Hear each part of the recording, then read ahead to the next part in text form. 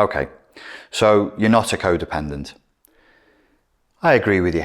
You're not. You say you're not, and I say you're not. I don't really think it's that useful to just blindly go with this modern trend of over-medicalizing and over-labeling things. You know, you have perfectly normal patterns of human behavior and they get labeled as something problematic or, you know, indicative of a mental health issue. Okay, you're not a codependent, let's say. Some people watching this could be usefully said to be codependent, for whatever that may or may not mean. But you don't identify that way. You're not a codependent. And yet, sometimes in some situations with some people, you really struggle to say no. You really feel compelled at an emotional gut level to just avoid the conflict or go with the flow or look like the good guy or good girl and just say yes. You struggle to say no. You're not a codependent, but there are some situations where you find it difficult to put yourself first. You find it difficult, or maybe it induces uncomfortable feelings when you think about what it is that you would want versus what the other person wants, and put that forward and say, no, actually, I'm going to prioritize this. You're not a codependent, but you struggle to know with precision and accuracy and nuance and depth what it is that you want. You don't consider yourself a codependent, but you just know there are situations where you're too agreeable. You're too nice. You've got nice guy syndrome, nice girl syndrome, people pleaser syndrome. Not always, but with some people in certain contexts. Maybe it's in love. Maybe it's in romance. Maybe it's in work. Maybe it's with certain family members. Maybe it's just with like one or two friends and you don't even know why. You just go along with whatever they want. You don't consider yourself a codependent, but you struggle to move forward in your life. You don't consider yourself a codependent, but you struggle, or you wouldn't say with confidence, I know who I am and I know what I want. And I know that who I am and what I want is okay, and I'm comfortable with it, and I'm congruent, and my thoughts, words, and deeds on a daily, unconscious level are matching that sense of myself and that sense of my direction in life. You're not a codependent, and you struggle to have but you struggle to have a sense of purpose, a sense of mission. You're not really a codependent, but when you're asked to do certain things, you feel like you've tumbled into a blind spot. Like this thing of saying no, like this thing of putting yourself first, like this thing of saying what it is that you want. You're asked to do that, or you know the situation really demands that, or that you'd do better if you could and you knew. But you can't, and you don't know.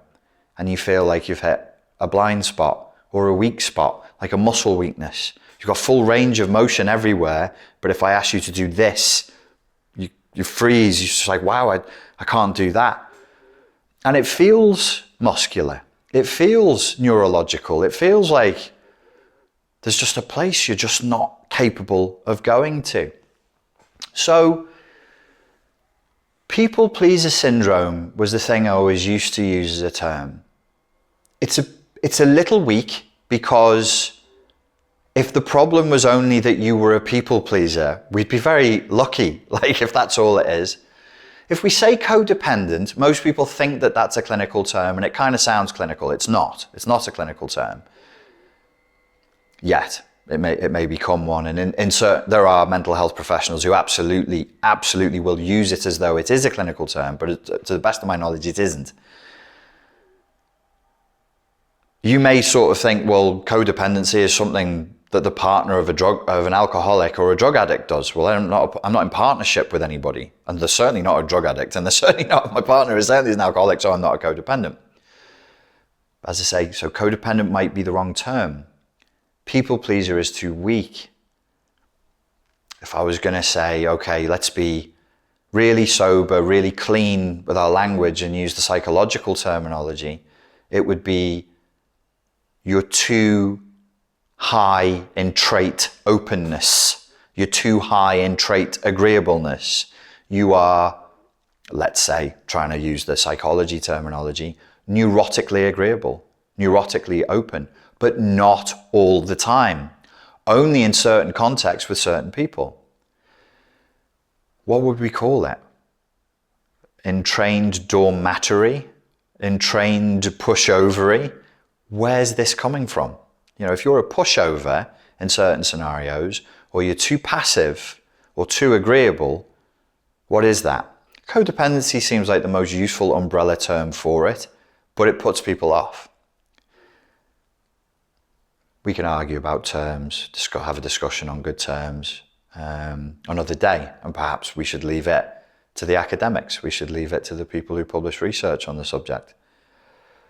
But as human beings who are trying to make our way in this world, in this time, what is relevant and is pertinent and is of the moment and is of some urgency and relevancy to all of us right now, is to ascertain where we stand on this spectrum and to see if there is a problem.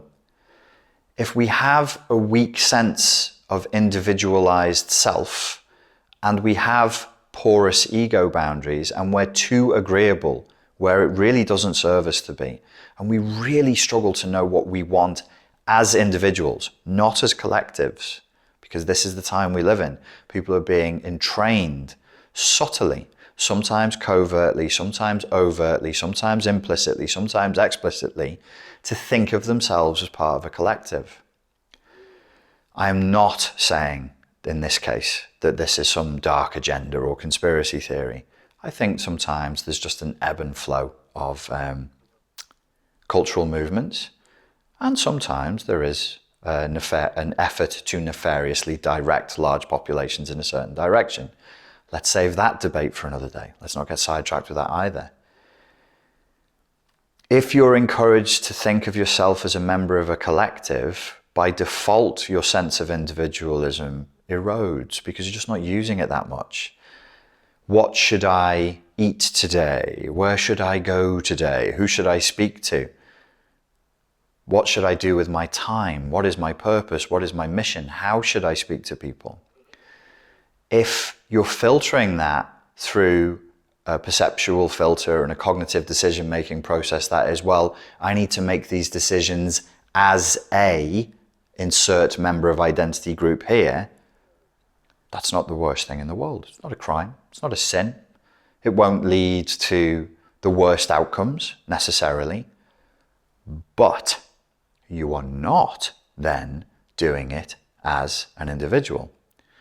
So in civilizations with large numbers of people living together, which we are not evolved for, it is not natural and normal for us to live within groups of thousands, let alone millions of people. We're evolved to live in groups of a couple of hundred max. That's what we spent most of our evolutionary existence doing. It becomes necessary to have populations prioritize agreeableness and cooperation. Agreeableness and cooperation are good. Collectivism can be good.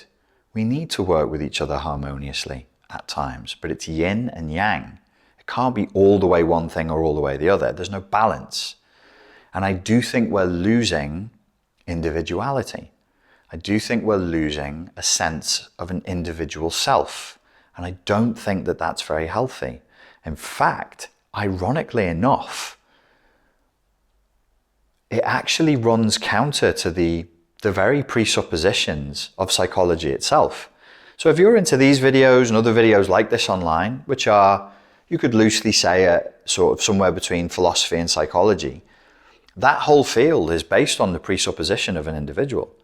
Psychologists don't treat collectives. They're not supposed to.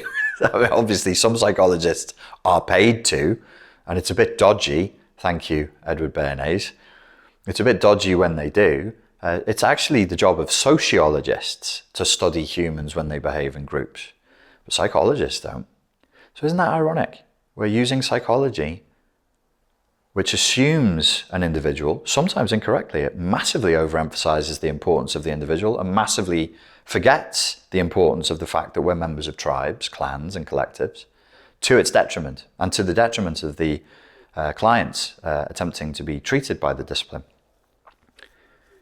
It's ironic.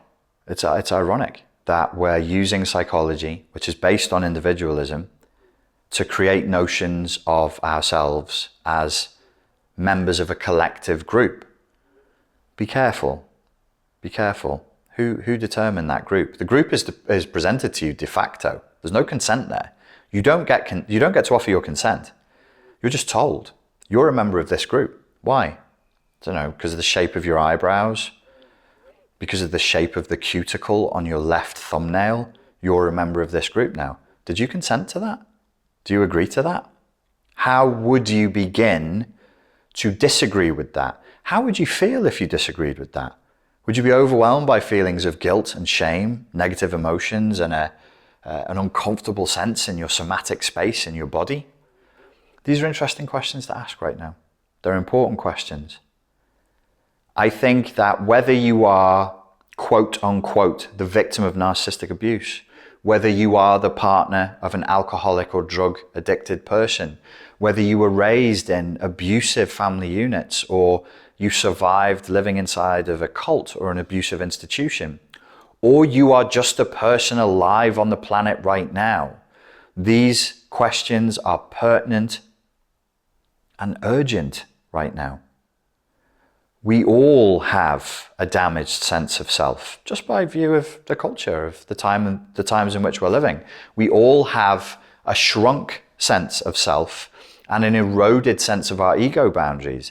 It is fast becoming a crime to have an individualized self. It is fast becoming a crime, not punishable by the law perhaps, but punishable by the witch hunters and the inquisitors of the tribe who have gone mad, to have boundaries and to say no, to even have choices. Certain choices now are becoming criminalized with a small c, not written into law, but you will be hounded and punished for having these choices, for having these boundaries, for choosing to live the way that you as an individual want to live. I would say now is a good time to look at these questions and to attempt to answer them. Where do we draw our lines? Where do we say no? We can't be boundarylessly. We can't be boundarylessly giving. We can't give without boundaries. We can't be open without boundaries. We can't be tolerant without boundaries. That is insane. That is a completely nonsensical, mentally ill, lunatic position that does not serve you. And it wouldn't matter if you never met an abusive person in your whole life. You would still suffer terribly if you lived according to those principles and those coordinates. No boundaries, no sense of self, no capacity to ask for what you want, no capacity to assert what you want as an individual, no capacity to say, no, I'm not doing that, or no, I disagree with you. 2 + 2 = 4, not 5. These things are important. So even if you don't think that you are a codependent, and you might not be, I mean, it might not even be, I don't actually think that being a codependent is a thing. I don't think it's a personality disorder in the way that other personality disorders are. It is not permanent, pervasive, and personal. It doesn't show up again and again across contexts, typically. Codependency seems to be actually a pattern of behaviors triggered in very particular circumstances by particular people, particular figures, particular contexts where we have a weakness for it. And in that sense, that trigger induces a state in us, much like the concept of Eckhart Tolle's pain body or the Pete Walker, Judith Herman concept of the emotional flashback, where you get triggered and you go into that state, and suddenly you start acting with a different set of moral coordinates. Your perceptual filters shift, bend, soften, even disintegrate for a period of time, and then they come back once you're out of that context or you're away from that person. This is a concept that I talk about in greater depth in the new course, which is called Summoning the Self. The way in which certain people, certain contexts, certain issues trigger this people pleaser, hyper agreeable, hyper empathic, boundaryless giving, classically codependent response, submissive, fawning, boundaryless response. And that weakens all of us, and it endangers all of us as individuals. It does not serve you to have that as a pattern of behavior that shows up again and again in your life. Even if you never meet an abusive personality, the big bad wolf, the big bad narcissist, borderline, histrionic or psychopath, and God knows you have no chance living in this world that you'll never run across people like that. But even if you didn't run across people like that, your life would still have moments of tragedy, catastrophe and suffering in it that it otherwise wouldn't if you could say no, if you knew what you wanted, if you could ask for what you wanted, if you could defend your boundaries, if you could defend your sense of self, if you could have a mission and a purpose and act in accordance with that mission and that purpose, in accordance with your highest values, in thought, word and deed, unconsciously, consistently over time. Ladies and gentlemen, thank you very much for your time and for your attention, and I look forward to speaking to you again very soon. Cheers.